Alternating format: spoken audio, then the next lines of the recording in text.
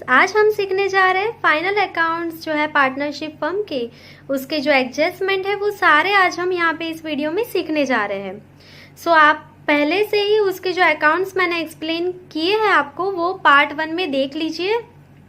So capital account, current account के जो adjustment है जो आपके लिए थोड़े नए हैं, एंड जो P&L एप्रोप्रिएशन के जो एडजस्टमेंट है वो आपको क्लियरली यहाँ पे समझ में आ जाए, ठीक है।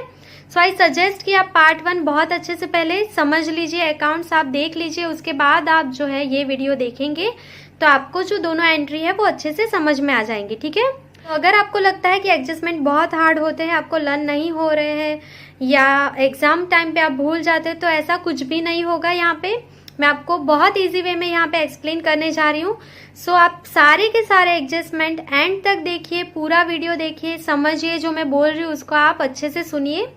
और मैं आपको वापस सजेस्ट कर रही हूँ कि आप जो ये एडजस्टमेंट है वो नोट डाउन कर लीजिए एंड डेली इसको 2 टाइम्स लिखते जाइए, सो दैट आपको क्या होगा, जब आप सम कैलकुलेट करेंगे तो वर्किंग नोट्स में आपकी जो स्पीड है वो बहुत इंक्रीज हो जाएगी। लिखने से स्पीड इंक्रीज होती है, ठीक है।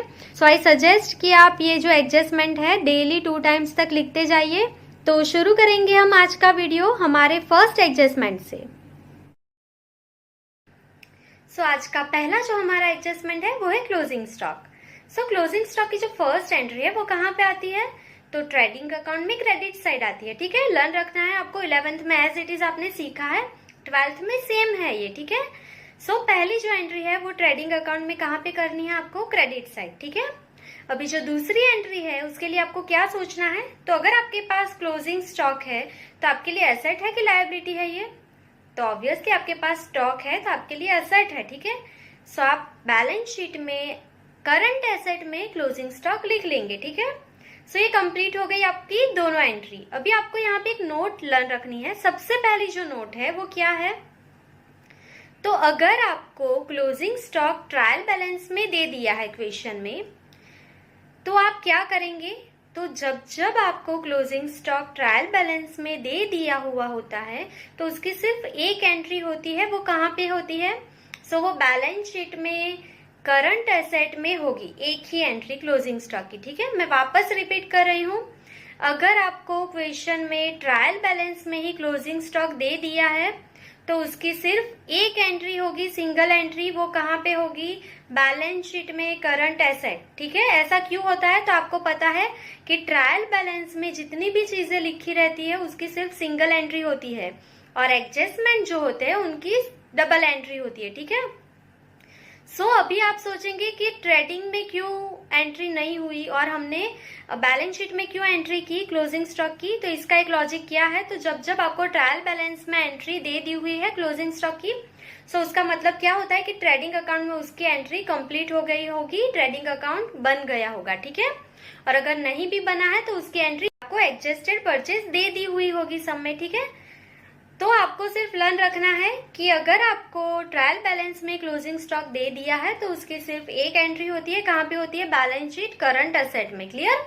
अभी सेकंड जो नोट आपको लर्न रखनी है वो क्या है, क्लोजिंग स्टॉक जो है उसकी market value and book value दोनों में से जो प्राइस आपकी कम है वो ही आपको कंसिडर करनी है सम में, क्लियर। वापस से मैं रिपीट कर रही हूँ, क्लोजिंग स्टॉक की book value and market value दोनों में से जो भी कम प्राइस है आपको मिलती, वही आपको कंसीडर करनी है, ठीक है। चलो, तो ये हमारा फर्स्ट जो है एडजस्टमेंट क्लोजिंग स्टॉक कंप्लीट हो गया। अभी हम नेक्स्ट एडजस्टमेंट देखेंगे। अभी हमारा नेक्स्ट एडजस्टमेंट है आउटस्टैंडिंग एक्सपेंसेस। एक सिंपल वे में आपको पहले ये सोचना है कि एक्सपेंस की एंट्री कहाँ पे होती है। सारे जो एक्सपेंस होते हैं या तो ट्रेडिंग में लिखे जाएंगे या तो P&L में। ट्रेडिंग में कौन से एक्सपेंसेस लिखे जाते हैं, तो आपको पता है ट्रेडिंग में गुड्स रिलेटेड सारे जो एक्सपेंस है परचेज रिलेटेड वो लिखे जाते हैं, ठीक है।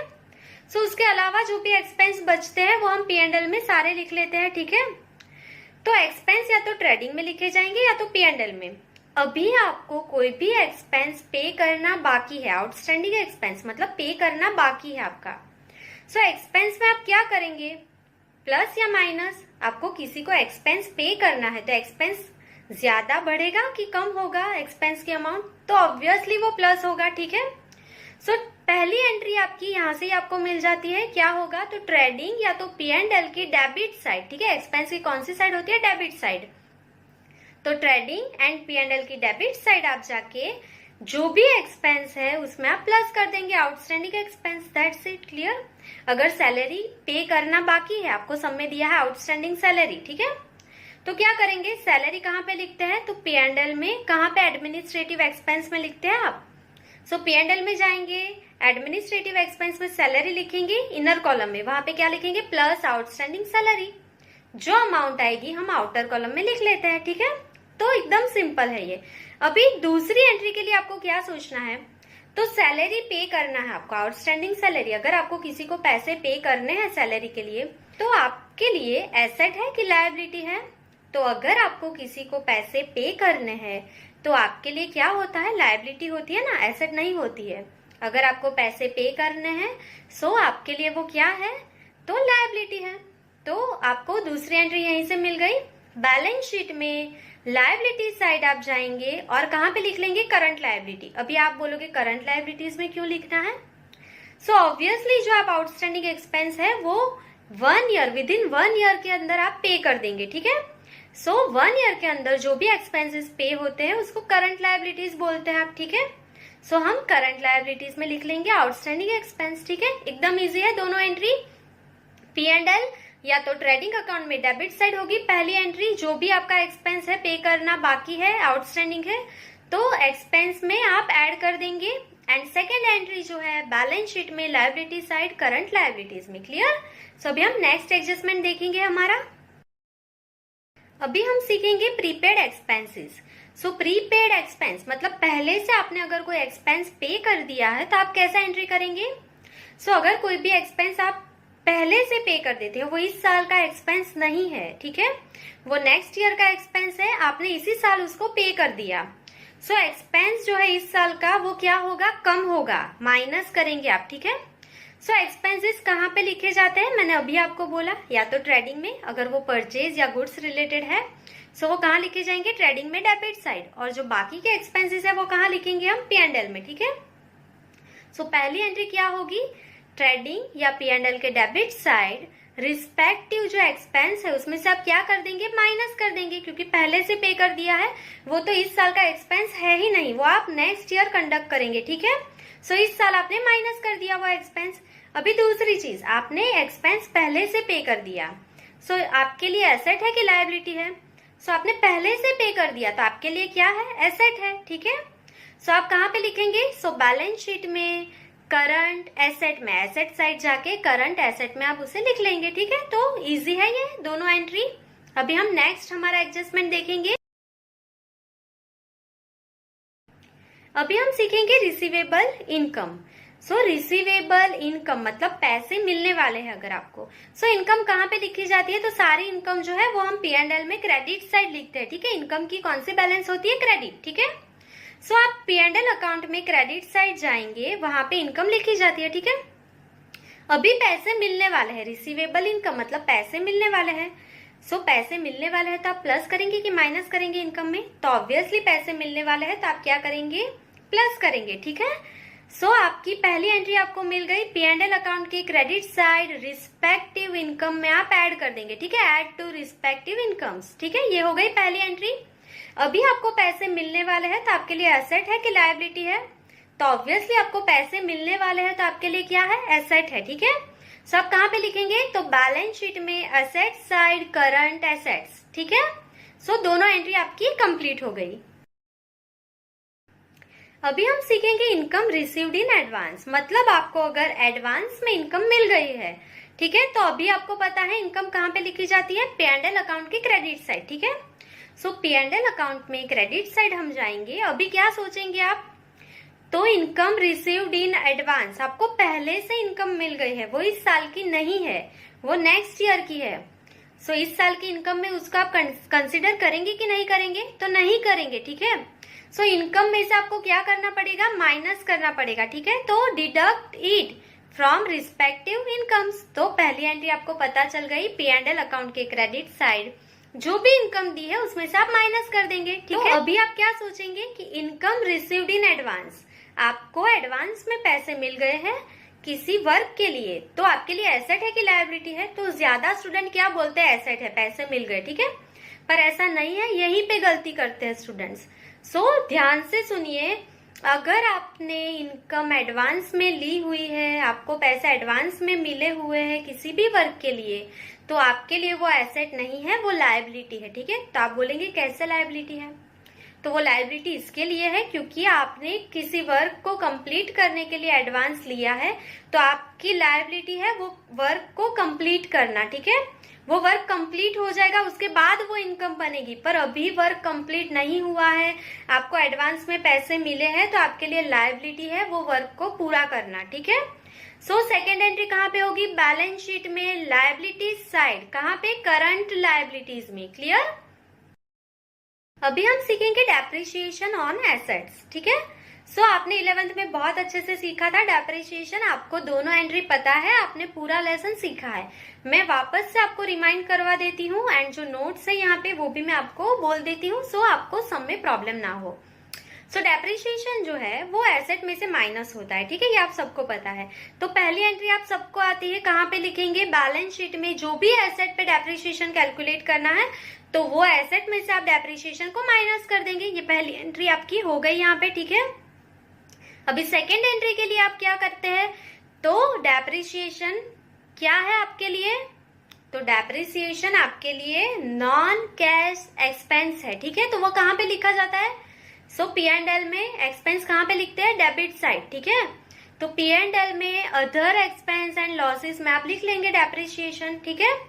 सो ये दोनों एंट्री आपकी कंप्लीट हो जाएगी। पर 12th में आपको लर्न रखना है यहाँ पे कि अगर आपको सम में डेप्रिसिएशन ऑन फैक्ट्रीज मशीन, ठीक है, या तो डेप्रिसिएशन ऑन फैक्ट्रीज बिल्डिंग, मतलब फैक्ट्री की कोई भी एसेट पे डेप्रिसिएशन कैलकुलेट करना है, तो वो कहाँ पे आएगा? तो वो ट्रेडिंग में डेबिट साइड लिखा जाएगा, ठीक है। मैंने आपको एक्सप्लेन किया है, जब मैंने आपको ट्रेडिंग अकाउंट पूरा एक्सप्लेन किया था, तो मैंने आपको बोला था कि आपको लर्न रखना है कि अगर डेप्रिसिएशन फैक्ट्री के एसेट पे है तो वो ट्रेडिंग में लिखा जाता है डेबिट साइड, ठीक है। और अगर आपको सिर्फ एसेट पे डेप्रिसिएशन कैलकुलेट करना है तो कहाँ पे लिखेंगे आप? तो P&L में debit side other expense and losses के हेडिंग में हम लिख लेंगे उसको, ठीक है। सो ये कंप्लीट हो गया यहाँ पे। सो अभी हम सीखने जा रहे हैं अनरिकॉर्डेड क्रेडिट परचेज, ठीक है। मतलब क्या है? तो आपने परचेज किया, कौन सा परचेज? कैश या क्रेडिट? तो क्रेडिट परचेज। आपने क्रेडिट परचेज किया और लिखना भूल गए आप, तो पहली एंट्री क्या करेंगे? तो परचेज करके आए हो तो परचेज में प्लस करेंगे कि माइनस करेंगे? तो ऑब्वियसली प्लस करेंगे, आपने परचेज ज्यादा की तो परचेज में ऐड करेंगे, ठीक है। तो पहली एंट्री आपको यहाँ से पता चल गई। परचेज कहाँ पे लिखते हैं? सबको पता है, परचेज ट्रेडिंग अकाउंट में डेबिट साइड जो परचेज लिखते हैं उसमें आप प्लस कर देंगे, प्लस अनरिकॉर्डेड परचेज, ठीक है। सो ये आपकी फर्स्ट एंट्री हो गई। अभी सेकेंड एंट्री आप देखेंगे तो क्या होगा? सो परचेज आप किसके पास से करते हैं? डेब्टर या क्रेडिटर के पास? तो आप सबको पता है परचेज आप जिसके पास करते हैं उसको बोलते हैं ट्रेडर। ट्रेडर मतलब कौन? क्रेडिटर, ठीक है। लर्न रखना है परचेज किसके पास से हम करते हैं? ट्रेडर। ट्रेडर मतलब कौन? क्रेडिटर, ठीक है। सो अगर आपने क्रेडिट परचेज की है तो आपको क्रेडिटर को पैसे ज्यादा देने पड़ेंगे ना, ठीक है। आप क्रेडिट पे कुछ भी सामान लेके आ गए हो तो आपको फ्यूचर में उसको पैसे देने पड़ेंगे ना, तो उसको जो पैसे देने हैं उसमें क्या होगा? प्लस की माइनस? तो ऑब्वियसली उस अमाउंट में क्या होगा? प्लस होगा, ठीक है। तो आप क्या करेंगे? तो बैलेंस शीट में लायबिलिटी साइड जाके करंट लायबिलिटीज में क्रेडिटर में क्या करेंगे? प्लस, ठीक है। एकदम इजी है।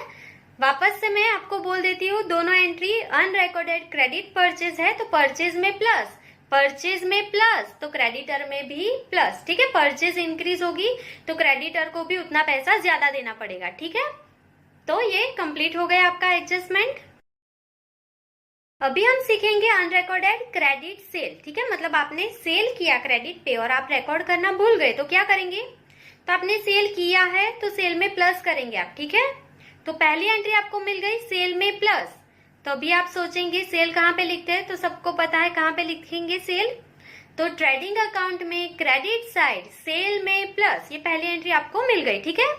अभी सेकेंड एंट्री के लिए क्या सोचेंगे? तो सेल किसको करते हैं आप? तो सेल तो ऑब्वियसली हम डेप्टर्स को करते हैं, ठीक है। डेप्टर्स मतलब कौन? कस्टमर, ठीक है। तो सेल हम कस्टमर को करते हैं, कस्टमर का ही दूसरा नाम क्या है? डेप्टर्स, ठीक है। सो सेल हम किससे करते हैं? डेप्टर्स को करते हैं। तो डेप्टर्स में भी क्या होगा? प्लस की माइनस? प्लस होगा। क्यों? तो क्योंकि आपने क्रेडिट सेल किया है, ठीक है। तो उस डेप्टर मतलब कस्टमर के पास आप उतना पैसा ज्यादा लेंगे, ठीक है। आपने सेल ज्यादा किया तो पैसे भी उतने ज्यादा ही लेंगे ना, ठीक है। तो सेल में प्लस तो डेप्टर में भी प्लस, ठीक है। अभी क्या सोचो, डेप्टर्स कहाँ पे लिखे जाते हैं? तो आप सबको पता है डेप्टर्स आपके लिए असेट है, क्योंकि आपको डेप्टर मतलब कस्टमर के पास पैसा लेना है।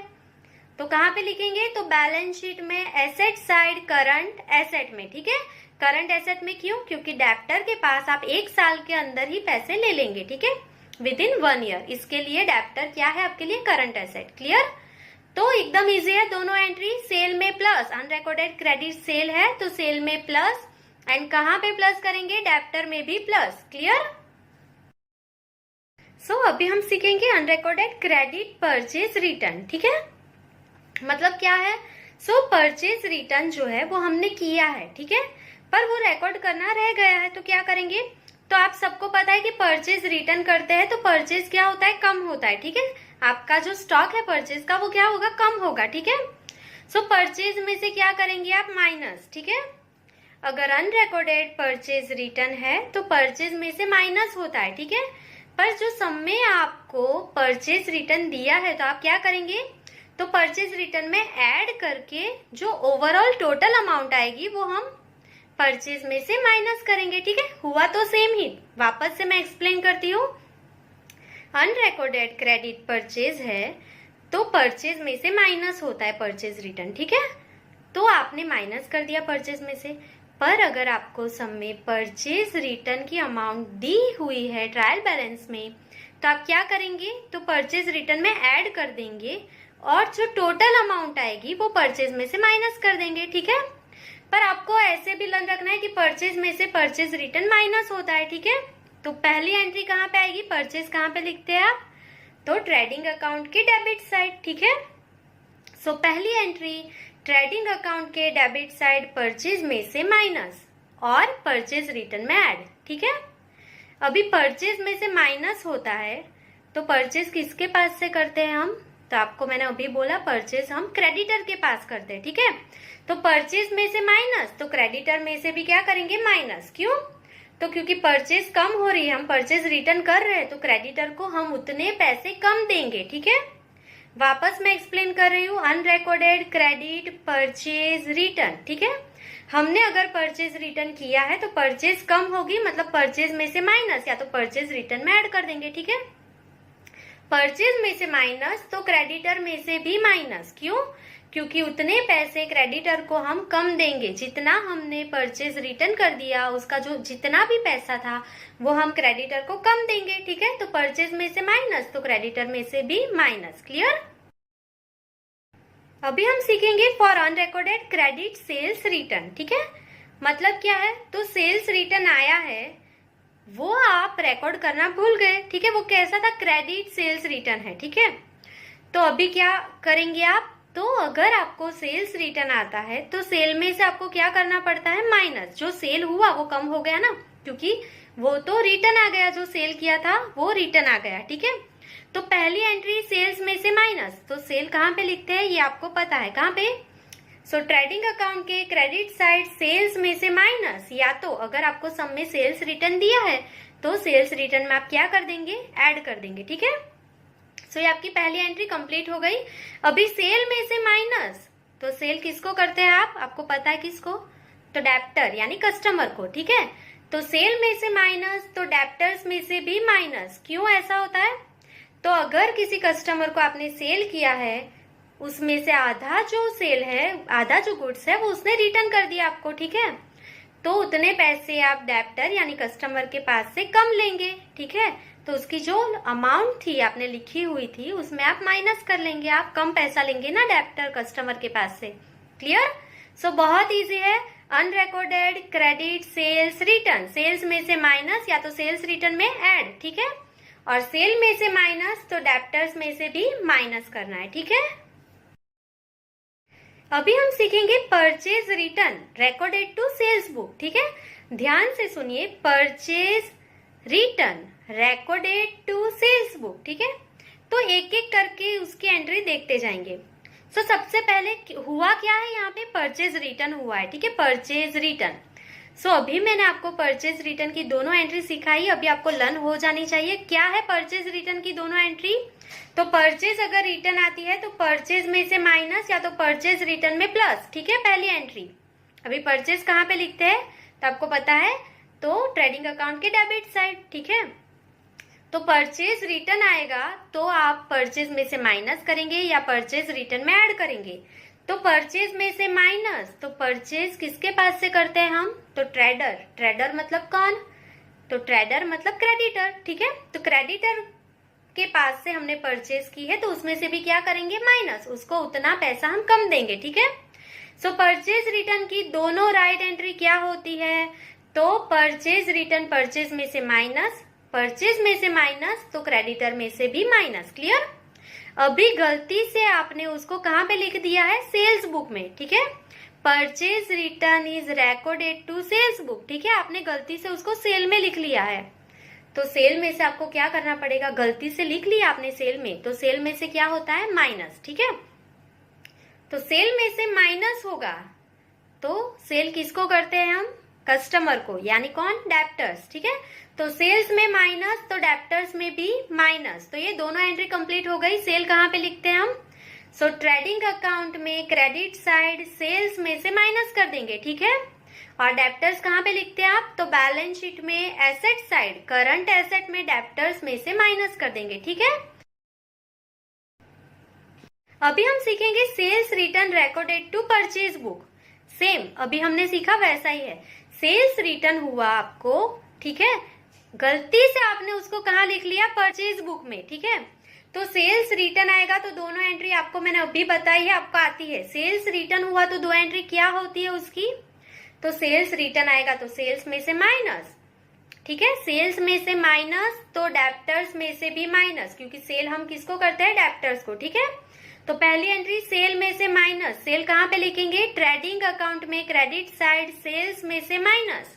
ठीक है, और डेप्टर्स में से भी माइनस, तो डेप्टर्स कहाँ पे लिखते हैं आप, तो बैलेंस शीट एसेट में करंट एसेट। ठीक है, बैलेंस शीट में एसेट साइड करंट एसेट में डेप्टर्स में से भी माइनस। ठीक है, ये राइट एंट्री हो गई आपकी।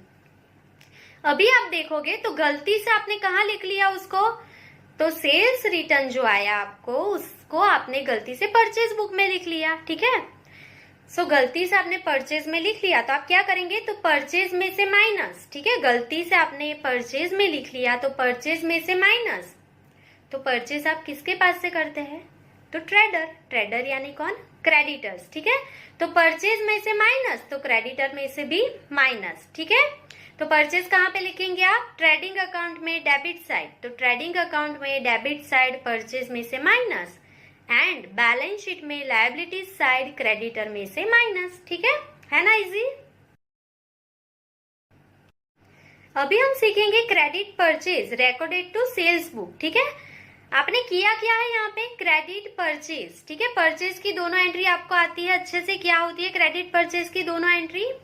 तो अगर आपने परचेज किया है तो परचेज में प्लस, परचेज में प्लस तो कहाँ पे प्लस, परचेज किसके पास से करते हो आप, तो ट्रेडर मतलब कौन, क्रेडिटर। ठीक है, तो अगर आपने परचेज किया है तो परचेज में प्लस तो क्रेडिटर में भी प्लस। ठीक है, अभी परचेज कहाँ पे लिखते हैं हम, तो ट्रेडिंग अकाउंट के डेबिट साइड परचेज में प्लस, पहली एंट्री। ठीक है, एंड दूसरी एंट्री बैलेंस शीट में लायबिलिटीज साइड करंट लायबिलिटीज में क्रेडिटर में भी क्या, प्लस। ठीक है, अभी गलती से आपने उसको कहाँ पे लिख लिया, सेल्स बुक में लिख लिया। ठीक है, सेल नहीं किया फिर भी लिख दिया गलती से, तो सेल में अगर आपने गलती से लिख लिया है तो सेल्स में से आप क्या करेंगे, माइनस। ठीक है, तो पहली एंट्री सेल्स में से माइनस, तो सेल किसको करते हैं आप, तो कस्टमर। कस्टमर मतलब कौन, डेप्टर्स। ठीक है, तो सेल्स में से माइनस तो डेप्टर्स में से भी माइनस। ठीक है, तो सेल कहाँ पे लिखेंगे आप, तो ट्रेडिंग अकाउंट में क्रेडिट साइड सेल्स में से माइनस, ये पहली एंट्री। ठीक है,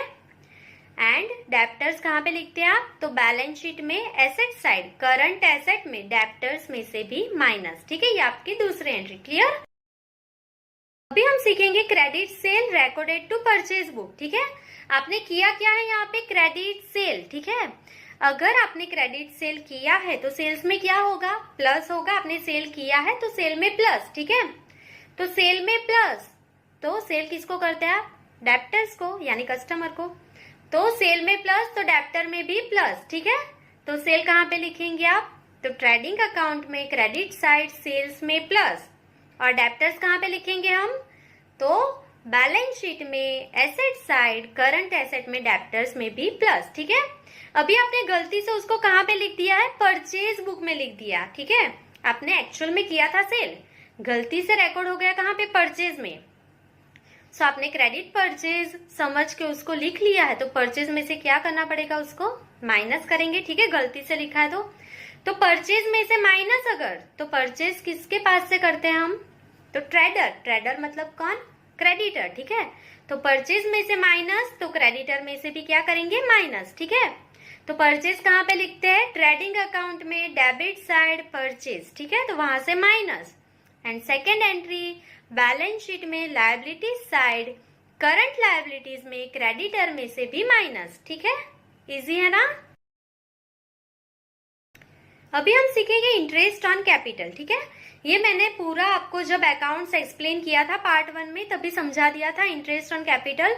अगर आपने वहां पे उसको एकदम इजीली समझ लिया है तो यहाँ पे आपको और अच्छे से समझ में आ जाएगा। ठीक है, तो क्या करना है, अगर इंटरेस्ट ऑन कैपिटल गिनना है तो पहले ये सोचिए पार्टनर के लिए इंटरेस्ट ऑन कैपिटल क्या है, तो पार्टनर की कैपिटल पे उसको इंटरेस्ट मिलता है, तो पार्टनर के लिए क्या है, इनकम है। ठीक है, तो पार्टनर के कैपिटल या करंट अकाउंट में इनकम हो तो क्या करते हैं, क्रेडिट करते हैं। ठीक है, और अगर आपको वहां से समझ में आ गया है अकाउंट्स जो मैंने सिखाए थे वहां से, तो वहां पे मैंने आपको बोला था कि जहां पे कैपिटल लिखते हैं वहीं पे उसका इंटरेस्ट लिख लेंगे। ठीक है, एकदम इजी वे में।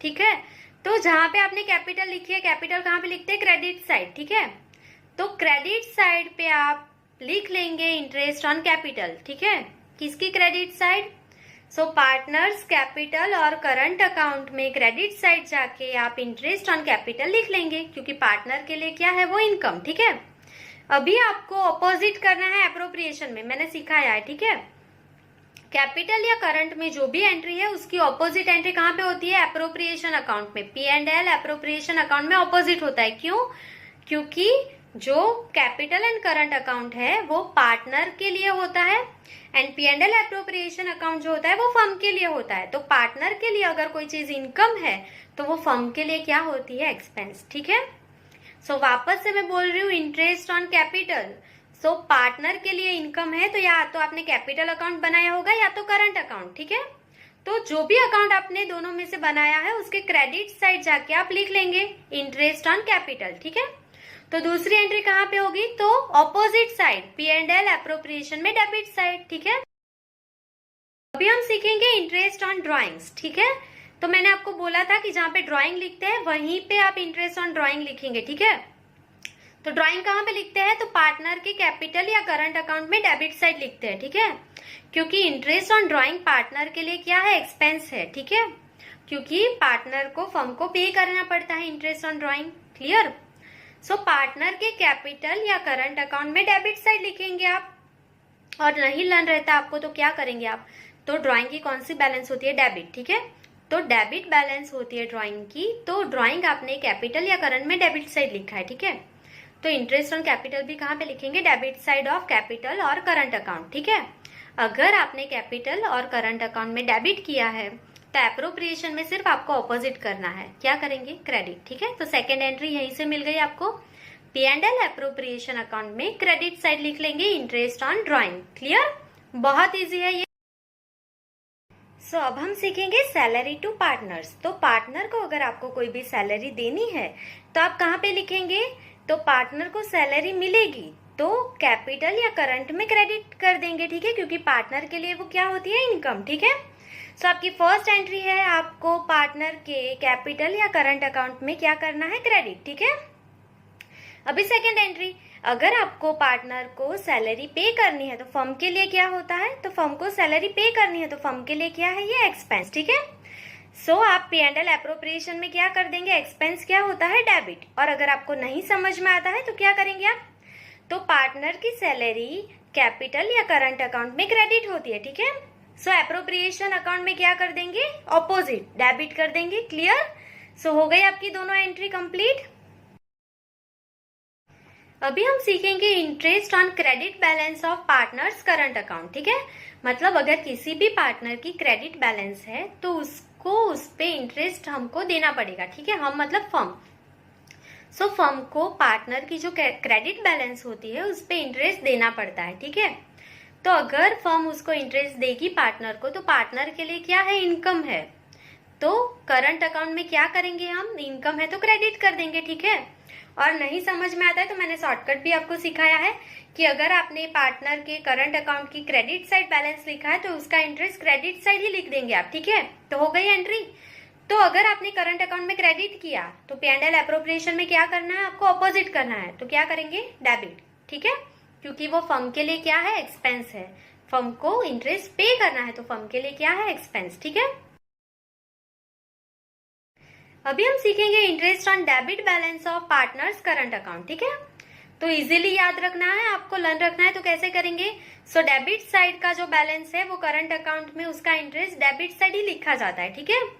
क्योंकि पार्टनर का डेबिट बैलेंस है, मतलब पार्टनर को फर्म को इंटरेस्ट देना पड़ेगा, ठीक है। तो पार्टनर के लिए एक्सपेंस होता है। वापस मैं रिपीट कर रही हूँ, पार्टनर के करंट अकाउंट का डेबिट साइड का जो बैलेंस होता है उसका जो इंटरेस्ट होता है वो करंट अकाउंट में डेबिट साइड ही लिखा जाता है, ठीक है। तो आपको एप्रोप्रिएशन में क्या करना है, अगर डेबिट किया करंट अकाउंट में डेबिट, तो एप्रोप्रिएशन अकाउंट में क्या करेंगे, क्रेडिट, ठीक है। तो सेकेंड एंट्री पे आपको मिल गई, P&L एप्रोप्रिएशन में क्रेडिट साइड पे आप लिख लेंगे, ठीक है।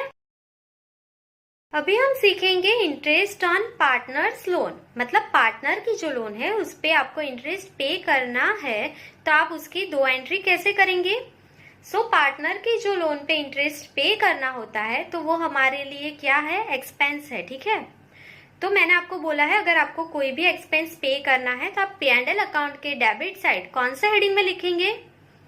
तो आपको पता है कि अगर आपको इंटरेस्ट पे करना है तो फाइनेंशियल एक्सपेंस में लिखा जाता है, ठीक है। तो आपको पहली एंट्री मिल गई, P&L अकाउंट के डेबिट साइड फाइनेंशियल एक्सपेंस में आप पहली एंट्री कर देंगे, ठीक है।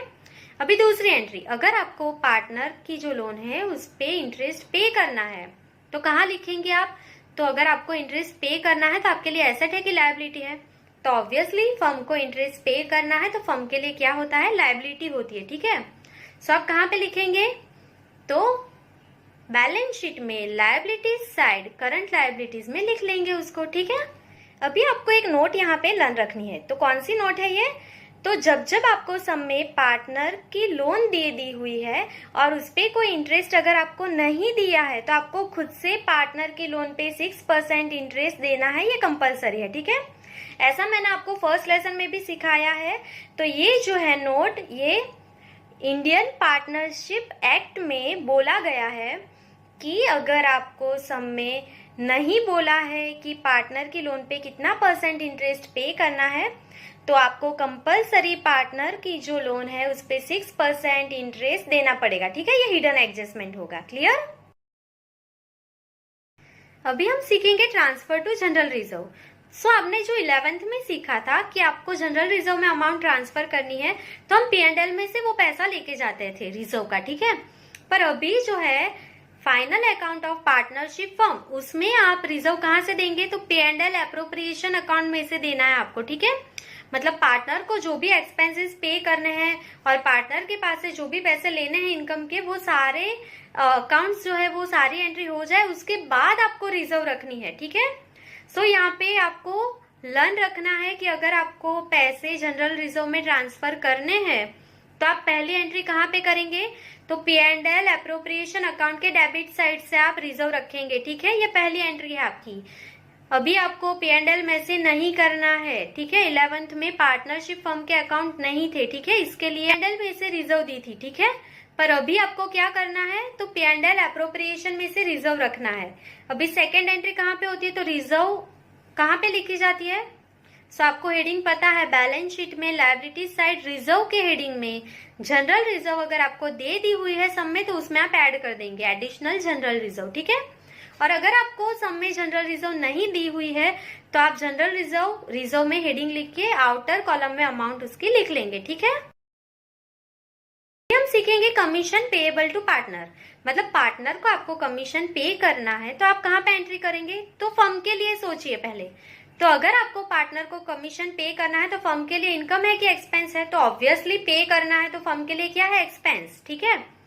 सो P&L एप्रोप्रिएशन में कहाँ पे लिख लेंगे, डेबिट साइड। पार्टनर को कुछ भी पे करना है, पार्टनर के साथ आपका कोई भी ट्रांजेक्शन होता है तो वो कहाँ पे लिखा जाता है, तो P&L appropriation and capital and current में, ठीक है। सो आपको पार्टनर को कमीशन पे करना है तो फर्म के लिए एक्सपेंस है, तो P&L एप्रोप्रिएशन में आप डेबिट साइड उसको लिख लेंगे, ठीक है। अभी सेकेंड एंट्री, फर्म के लिए अगर वो एक्सपेंस है तो पार्टनर के लिए क्या है, तो पार्टनर को तो पैसे मिलेंगे ना कमीशन के, तो पार्टनर को तो कमीशन के पैसे मिलने वाले हैं, तो पार्टनर के लिए क्या है, इनकम है, ठीक है। तो कैपिटल या करंट अकाउंट में आप कहाँ पे लिखेंगे, इनकम है तो क्रेडिट साइड, ठीक है। वापस मैं एक्सप्लेन कर रही हूँ, पार्टनर को कमीशन पे करना है तो P&L एप्रोप्रिएशन में डेबिट साइड, तो कैपिटल करंट में ऑपोजिट कर देना है, सिर्फ क्रेडिट साइड लिख लेंगे, ठीक है। कैपिटल बना है तो कैपिटल में, और करंट अकाउंट बना है तो करंट अकाउंट में क्रेडिट साइड, ठीक है।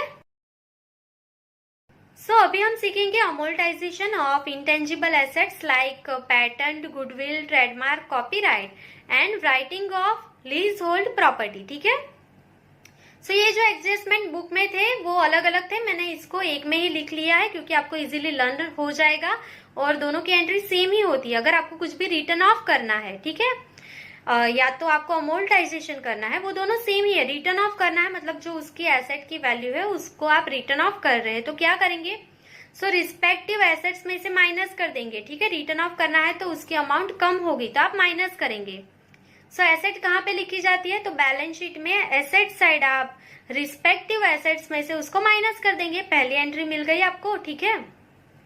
अभी आप कोई भी एसेट को रिटर्न ऑफ करते हैं तो दूसरी एंट्री कहाँ पे होती है, तो डेप्रिसिएशन के जैसा ही है अमोर्टाइजेशन, ठीक है। आपको डरने की जरूरत नहीं है। सब में बहुत से स्टूडेंट्स बोलते हैं कि मैम रिटर्न ऑफ करना है तो नहीं समझ में आता है, ऐसा कुछ भी नहीं है। जैसा डेप्रिसिएशन है वैसा ही रिटर्न ऑफ है, दोनों एंट्री सेम है। डेप्रिसिएशन भी माइनस होता है एसेट में से, और दूसरी एंट्री कहाँ पे आती है, सो P&L में अदर एक्सपेंस में आप डेप्रिसिएशन लिख लेते हैं, ठीक है। So amortisation of asset and return of asset, वो भी डेप्रिसिएशन के जैसे ही उसको ट्रीट करना है, ठीक है। एसेट में से माइनस कर, और दूसरी एंट्री कहाँ पे लिखेंगे, तो P&L अकाउंट में debit side other expense and losses में लिख लेंगे, ठीक है। अभी एक चीज यहाँ पे आपको लर्न रखनी है कि अगर आप कोई भी एसेट रिटर्न ऑफ करते हो तो ये दो एंट्री मैंने आपको सिखा दी है। सो अगर आप एडवर्टाइजमेंट एक्सपेंस को रिटर्न ऑफ करेंगे, सो एडवर्टाइजमेंट एक्सपेंस में से माइनस होगा एसेट साइड, ठीक है। अभी दूसरी चीज, ठीक है, क्या होगा, तो वो P&L में अदर एक्सपेंस में नहीं लिखा जाएगा, वो कहाँ पे लिखते हैं, तो एडवर्टाइजमेंट एक्सपेंस P&L में कहाँ पे लिखते हैं, सेलिंग एंड डिस्ट्रीब्यूशन में। तो उसका रिटर्न ऑफ जो है वो भी आप कहाँ पे लिखेंगे, सो P&L में डेबिट साइड कहाँ पे लिखना है, सेलिंग एंड डिस्ट्रीब्यूशन एक्सपेंस में, ठीक है। डेबिट साइड ही लिखना है पर सिर्फ आप हेडिंग चेंज कर देंगे, सेलिंग एंड डिस्ट्रीब्यूशन में लिखेंगे, ठीक है। अभी हम सीखेंगे unrecorded goods withdrawn for personal use, ठीक है। ओनर ने अगर फर्म में से गुड्स विड्रॉन किया है पर्सनल यूज के लिए तो गुड्स क्या होगा, कम होगा, ठीक है। सो परचेज क्या होती है, कम होती है, परचेज में से माइनस कर देंगे। तो पहली एंट्री आपको यहाँ पे मिल गई, परचेज कहाँ पे लिखते हैं, तो ट्रेडिंग अकाउंट के डेबिट साइड परचेज में से माइनस, ठीक है। अगर ओनर ने गुड्स को विड्रॉ किया है तो परचेज कम हो जाएगी, ठीक है।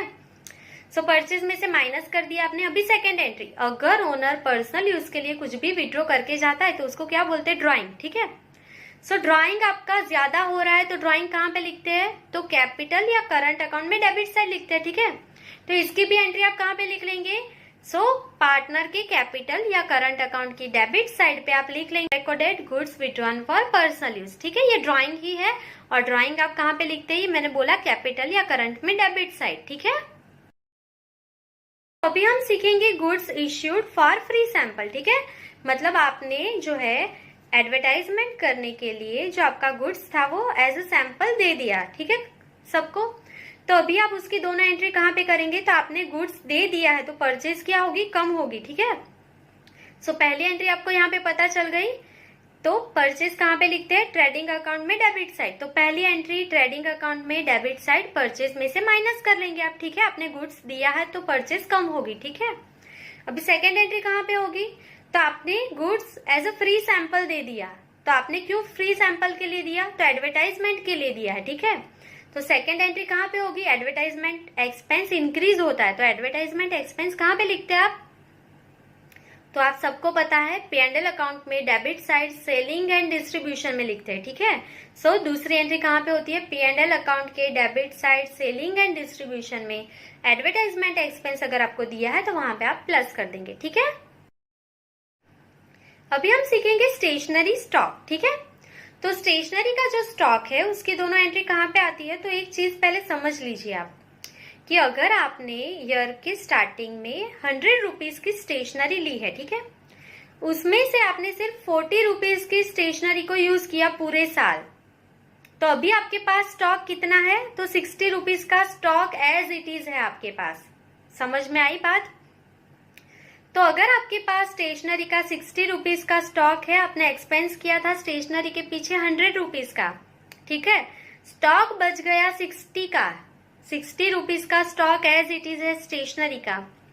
सो इस साल का स्टेशनरी का आपका एक्सपेंस कितना हुआ? तो 100 माइनस 60 कितना? सिर्फ 40। तो आप इस साल सिर्फ 40 रुपीज ही लिखेंगे, ठीक है। तो आपने क्या किया अभी? तो स्टेशनरी का जो एक्सपेंस था उसमें से आपने माइनस कर दिया। जो स्टॉक है आपके पास, स्टॉक की जो अमाउंट है वो आपने स्टेशनरी एक्सपेंस में से माइनस कर दिया। तो सम में भी आपको ऐसा ही करना है। क्या करेंगे? तो स्टेशनरी एक्सपेंस कहाँ पे लिखते हैं आप? तो P&L अकाउंट के डेबिट साइड एडमिनिस्ट्रेटिव एक्सपेंस में स्टेशनरी का जो एक्सपेंस होगा उसमें से स्टेशनरी स्टॉक हम माइनस कर देते, ठीक है, क्योंकि वो स्टॉक बचा हुआ है अभी, तो हम नेक्स्ट ईयर उसको यूज कर लेंगे, तो वो नेक्स्ट ईयर का एक्सपेंस बन जाएगा, ठीक है। अभी आपके पास स्टेशनरी का स्टॉक है तो आपके लिए वो एसेट है कि लायबिलिटी है?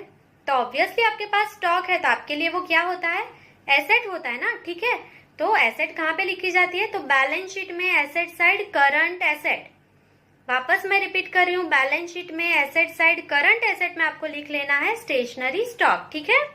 बहुत इजी है, स्टेशनरी एक्सपेंस में से माइनस एंड बैलेंस शीट में करंट एसेट में। क्लियर?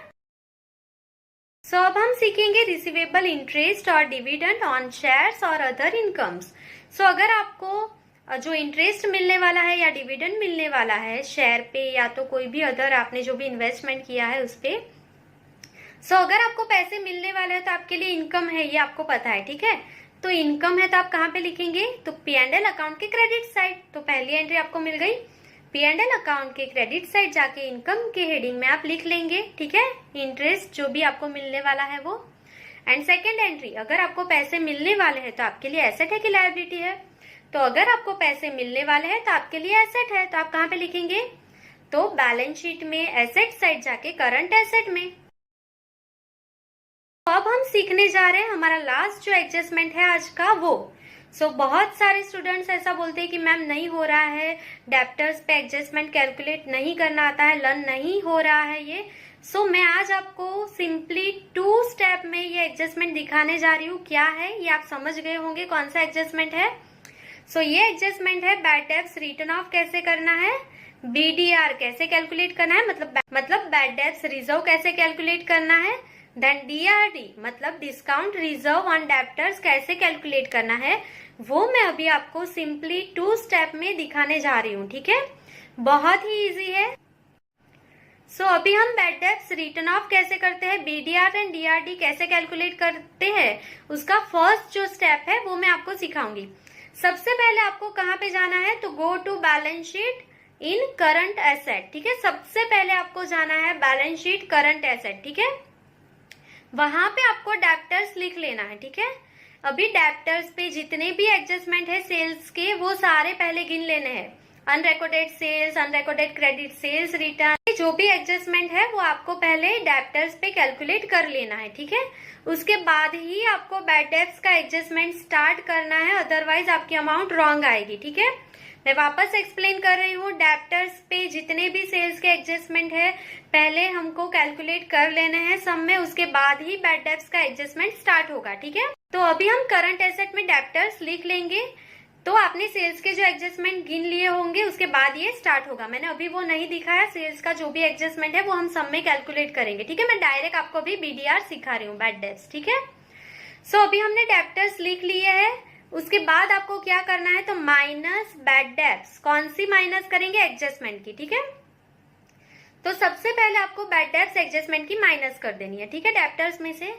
तो डेब्टर्स की जो अमाउंट है उसमें से बैड डेब्ट्स जो है एडजस्टमेंट की, वो माइनस करने के बाद जो अमाउंट आएगी उस पे आप गिनेंगे बीडीआर।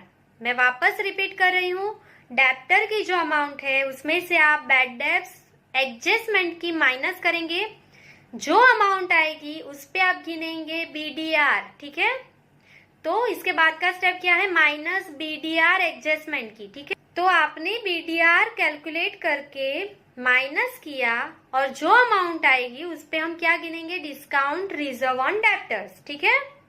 सो स्टेप बहुत ही इजी है, सबसे पहले डेब्टर्स को लिख लेना है, ठीक है। माइनस बैड डेब्ट्स एडजस्टमेंट की, minus bad debts reserve adjustment की, minus discount reserve on debtors adjustment की। जो अमाउंट आएगी हम आउटर कॉलम में लिख लेंगे। ये हमारा पहला स्टेप है, ये फिक्स है, इसमें कोई भी चेंजेस नहीं होता है, ठीक है। सो सारा कुछ यहाँ पे बैलेंस शीट में एडजस्टमेंट का ही माइनस होता है। 3 स्टेप में बहुत इजी है, लर्न हो गया होगा आपको। अभी हम दूसरा स्टेप देखेंगे इसका। तो दूसरे स्टेप पे जाने के लिए आपको पहले P&L अकाउंट में जाना है, ठीक है।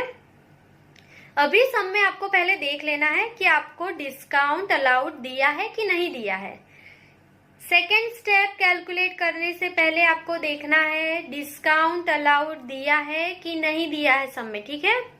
तो अगर आपको डिस्काउंट अलाउड सम में दिया हुआ है तो आप क्या करेंगे, ठीक है। तो पहला स्टेप आपका, ठीक है, पहले आप कहाँ पे जाएंगे, P&L अकाउंट में अदर एक्सपेंस एंड लॉसेस में आपको चले जाना है, ठीक है। ये स्टेप आपका फिक्स है, क्या है, तो सबसे पहले आप लिखेंगे बैड डेब्ट्स ट्रायल बैलेंस की इनर कॉलम में, ठीक है।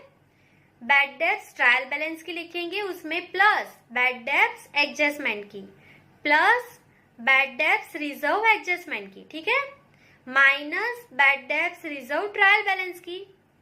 जो आएगा वो आपको आउटर कॉलम में लिख लेना है, ठीक है। डीआरडी यहाँ पे कैलकुलेट नहीं करना है। तो डिस्काउंट रिजर्व ऑन डेब्टर्स जो है वो कहाँ पे कैलकुलेट होते हैं, तो डिस्काउंट अलाउड पे ही कैलकुलेट होते हैं। तो डिस्काउंट अलाउड दिया है तो डीआरडी आप डिस्काउंट अलाउड में ही गिनेंगे, यहाँ पे नहीं गिनेंगे। सो पहला स्टेप बहुत ही इजी है। सबसे पहले क्या करना है, बैड डेब्ट्स ट्रायल बैलेंस की प्लस बैड डेब्ट्स एडजस्टमेंट की प्लस बीडीआर एडजस्टमेंट की माइनस बीडीआर ट्रायल बैलेंस की, ठीक है। सो आपने क्या किया यहाँ पे, तो बैड डेब्ट्स के पूरे एडजस्टमेंट यहाँ पे गिन लिए, ठीक है। अभी आपको डिस्काउंट अलाउड पे डीआरडी का एडजस्टमेंट गिनना है आगे का। तो डिस्काउंट अलाउड कहाँ पे लिखा जाता है, मैंने बोला था डिस्काउंट हम क्यों देते हैं, सेल करने के लिए। सो P&L में ही सेलिंग एंड डिस्ट्रीब्यूशन में जाएंगे, डिस्काउंट अलाउड हम लिख लेंगे इनर कॉलम में, ठीक है। अभी क्या करेंगे, तो प्लस डीआरडी एडजस्टमेंट की माइनस डीआरडी ट्रायल बैलेंस की। एडजस्टमेंट का सारा कुछ यहाँ पे प्लस होता है, ठीक है, एंड जो ट्रायल बैलेंस का है वो माइनस होता है। बहुत इजी है, वापस रिपीट कर रही हूं मैं एक बार। डिस्काउंट अलाउड आप लिख लेंगे सेलिंग एंड डिस्ट्रीब्यूशन में इनर कॉलम में, प्लस डीआरडी एडजस्टमेंट की माइनस डीआरडी ट्रायल बैलेंस की। ट्रायल बैलेंस में जो आपको अमाउंट दी है वो आप माइनस कर देंगे, ठीक है। तो ये आपका स्टेप कंप्लीट हो गया। कब, जब आपको डिस्काउंट अलाउड सम में दिया है तो आप ऐसे 2 वे में इसको कैलकुलेट करेंगे, ठीक है। अभी आप पूछोगे कि डिस्काउंट अलाउड नहीं दिया है तो और भी इजी है, ठीक है। मैं बोल रही हूँ और भी इजी है। तो आपने जो P&L में अभी किया उसको ही कंटिन्यू कर लेना है। तो P&L में क्या किया, तो P&L में अदर एक्सपेंस में जाके आपने क्या लिखा, तो पहला स्टेप क्या लिखा आपने, सो बैड डेब्ट्स लिखी, कौन सी, ट्रायल बैलेंस की, प्लस बैड डेब्ट्स एडजस्टमेंट की प्लस बीडीआर एडजस्टमेंट की माइनस बीडीआर ट्रायल बैलेंस की। इतना आपने लिखा था, ठीक है। तो फिर उसके बाद आप गए थे कहाँ पे, तो डिस्काउंट अलाउड में आपने कैलकुलेशन किया ना डीआरडी का। तो अगर डिस्काउंट दिया ही नहीं है तो यहीं पे कंटिन्यू कर लेना है आपको। तो यहीं पे प्लस एंड माइनस कर देंगे। तो डीआरडी एडजस्टमेंट की क्या होगी, यहीं पे प्लस होगी, ठीक है। एंड डीआरडी जो ट्रायल बैलेंस की है, डिस्काउंट रिजर्व एंड डेब्टर्स जो ट्रायल बैलेंस का है, वो यहीं से माइनस हो जाएगा और जो अमाउंट आएगी वो आउटर कॉलम में लिख लेंगे आप, ठीक है। ये बहुत ही इजी है, आपको सिर्फ अमाउंट कैलकुलेट करते वक्त कौन सी अमाउंट पे परसेंटेज कैलकुलेट करना है ये लर्न रखना है, ठीक है। सो आई होप कि आपको सारे एडजस्टमेंट अभी समझ में आ गए होंगे और आपको कोई भी एडजस्टमेंट में प्रॉब्लम है तो आप कमेंट सेक्शन में कमेंट कर दीजिए, मैं आपको सॉल्व करके दे दूंगी, उसका जो भी आपको डाउट्स है वो